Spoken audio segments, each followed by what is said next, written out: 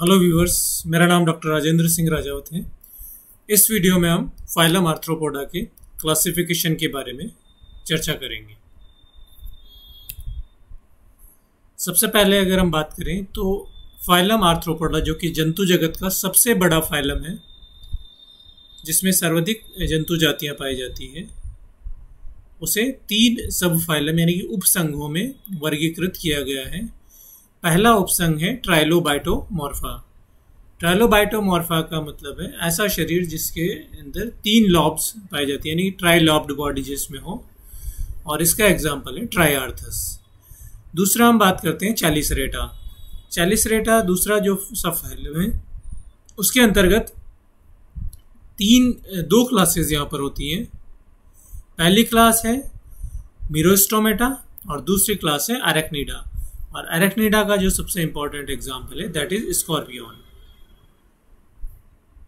और इस सब फाइलम की जो पहचान है चैलिसरेटा है, जो उसके अंतर्गत चैलिसरी पाई जाती हैं, जो कि इसके माउथ पार्ट्स होते हैं। इसके बाद तीसरा सब फाइलम जो कि सबसे बड़ा है दैट इज मैंडिबुलेटा। और इसके अंतर्गत 3 क्लासेस का हम अध्ययन करते हैं। First class is Crustacea, second class is Myriapoda and third class is Insecta. इसमें भी जो जंतु जगत का सबसे बड़ा क्लास है दैट इज इंसेक्टा। तो इन तीनों क्लासेस के बारे में हम चर्चा करते हैं। सबसे पहले हम क्लास क्रस्टेशिया के बारे में बात करेंगे। क्रस्टेशिया का जो शरीर होता है, क्रस्टेशिया के अंतर्गत जो प्राणी आते हैं उनका शरीर सेफेलोथोरैक्स में बटा होता है, यानी कि इनके अंतर्गत सेफेलोथोरैक्स मीन्स हेड और थोरैक्स के मिलने से जो संरचना बनती है उसको सेफेलोथोरैक्स कहते हैं। और ये इसकी पहचान है क्लास क्रस्टेशिया की, जो कि मैंडिबुलेटा उपसंघ के अंतर्गत है। मैंडिबुलेटा की पहचान है मैंडिबल्स का पाया जाना। तो इसी तरह क्रस्टेशिया की पहचान है सेफेलोथोरैक्स का पाया जाना। इसके अलावा इनका जो काइटिनस एक्सोस्केलेटन होता है वो हार्ड होता है, जो इनको ज़्यादा प्रोटेक्शन प्रदान करता है। इसके अतिरिक्त जो माउथ पार्ट्स हैं, माउथ पार्ट्स यहाँ पर 2 पेयर ऑफ एंटीनी पाए जाते हैं, यानी कि 2 जोड़ी श्रृंगिकाएं पाई जाती है। इसके अलावा 1 पेयर मैंडिबल का और 2 पेयर मैक्सिला के यहाँ पर होते हैं। अगर रेस्पिरेशन की बात करें तो क्रस्टेशिया के जो जलीय प्राणी होते हैं उनमें श्वसन सामान्यतः शरीर की सतह के द्वारा या गिल्स के द्वारा होता है। इसके अलावा जैसे हम बात करें कि गिल्स किस प्राणी में पाए जाते हैं, तो उसका सबसे बढ़िया उदाहरण है पैलिमोन। इसके अंतर्गत गिल्स पाए जाते हैं, यानी कि झींगा जिसे हम कहते हैं, उसके अंतर्गत श्वसन के लिए गिल्स पाए जाते हैं।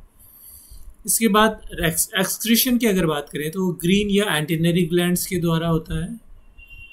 और परिवर्धन के अंतर्गत नॉप्लियस लार्वा अवस्था इस वर्ग के प्राणियों में पाई जाती है। कई सारे उदाहरण इस वर्ग में आते हैं, जिसमें सबसे पहले जो सबसे इम्पोर्टेंट नाम होता है वो है डेफनिया। उसके अलावा साइक्लोप्स, लीपस, बैलेनस, सेक्टुलिना, स्क्विला, पैलिमोन, क्रेप एंड डिपेग्रस। पैलिमोन की जैसे हमने बात करी, ज़्यादातर जो प्रैक्टिकल के एनिमल को रिप्रेजेंट करता है वो पैलिमोन ही इस वर्ग को करता है। नेक्स्ट दूसरी इंपॉर्टेंट क्लास की हम बात करते हैं माइरियापोडा। इसके अंतर्गत टेरेस्ट्रियल एनिमल्स आते हैं और इनका शरीर, टेरेस्ट्रियल मीन्स जो स्थल पर पाए जाते हैं, और इनका शरीर वर्म लाइक होता है, यानी ये जो बॉडी होती है वो कृमि के आकार की होती है। लंबी एक बेलनाकार संरचना यहाँ पर शरीर की होती है, जो कि हेड और ट्रंक में विभाजित होती है। इसके अलावा इसके शरीर पर कई पेयर ऑफ वॉकिंग लेग्स पाए जाते हैं, जो कि शरीर में खंडों की संख्या के ऊपर निर्भर करता है। रेस्पिरेशन के लिए ट्रैकिया और स्पाइरिकल्स पाए जाते हैं, यानी श्वास नलियाँ और श्वास रंध्र इसमें श्वसन के लिए पाए जाते हैं। इसके अलावा एक्सक्रीशन के लिए मेल्पिगियन ट्यूबल्स पाई जाती है। मैल्पिगियन ट्यूबल्स यहाँ पर श्वसन अंग के रूप में कार्य करती हैं। इस वर्ग में डिप्लोपोडा और किलोपोडा दो इम्पोर्टेंट ऑर्डर्स हैं। डिप्लोपोडा के अंतर्गत मिलिपिड्स आते हैं, जिसको हम एक एनिमल है जूलस, वो एग्जाम्पल के रूप में लेते हैं, जबकि किलोपोडा के अंतर्गत सेंटिपिड्स आते हैं, जिसमें हम स्कोलोपेंड्रा एग्जाम्पल के रूप में पढ़ते हैं। मिलिपिड्स जिसको हम 1000 लेग्स बोलते हैं, और किलोपोडा में जो सेंटिपिड आती है उसको हम 100 लेग्स बोलते हैं। तो ये दो इम्पोर्टेंट एग्जाम्पल इस क्लास मायरियापोडा के हैं, जिसमें डिप्लोपोडा एंड किलोपोडा दो गण पाए जाते हैं। इसके बाद अगर हम बात करें तो सबसे इम्पोर्टेंट क्लास इंसेक्टा है, जो कि सबसे बड़ा क्लास होता है जंतु जगत का, जिसके अंतर्गत जंतु जगत के लगभग 75% एनिमल्स को इंक्लूड किया जाता है। इनका बॉडी हेड, थॉरैक्स और एब्डोमेन में बटा होता है। हेड में 6 सेगमेंट्स होते हैं, जबकि थॉरैक्स में 3 सेगमेंट्स पाए जाते हैं। इसके अलावा एब्डोमेन में 11 सेगमेंट्स पाए जाते हैं। एटेरिगोटा के अंतर्गत इस तरह के इंसेक्ट्स आते हैं जो कि विंगलेस होते हैं और जिनमें अपूर्ण कायांतरण पाया जाता है। इसका एग्जाम्पल है लेपिस्मा या सिल्वरफिश। टेरिगोटा के अंतर्गत इस तरह के एनिमल्स पाए जाते हैं जिसमें पूर्ण कायांतरण पाया जाता है, इसलिए इनको मेटाबोला भी कहते हैं। एक्सोटेरिगोटा यानी कि इस तरह के प्राणी जिनमें कि जो कायांतरण होता है वो अपूर्ण होता है, जैसे ग्रासहोपर, कॉकरोच, टर्माइट, पेडिकुलस इत्यादि। इनके अंतर्गत कायांतरण में लार्वा अवस्था न होकर निम्फ अवस्था पाई जाती है,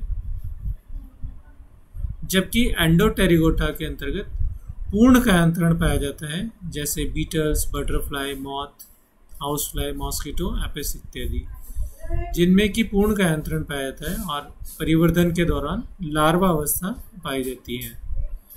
तो इस प्रकार से इंसेक्ट्स जो कि जिन्हें हम कीट कहते हैं उनको दो भागों में बांटा गया है। एटेरिगोटा यानी कि विंगलेस इंसेक्ट्स जिसमें कि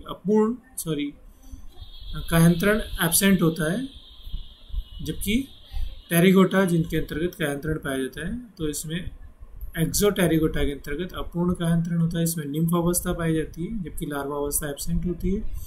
जबकि एंडोटेरिगोटा के अंतर्गत पूर्ण कायांतरण पाया जाता है, जिसमें परिवर्धन के दौरान लार्वा अवस्था पाई जाती है। और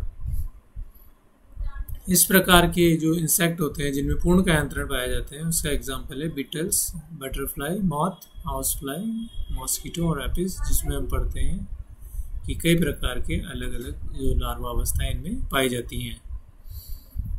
जैसे हाउस फ्लाई के लार्वा को हम मैगेट कहते हैं, इसी प्रकार अन्य जो प्राणी होते हैं उनमें भी अन्य लार्वा अवस्थाएं पाई जाती हैं। Thank you very much for watching this video.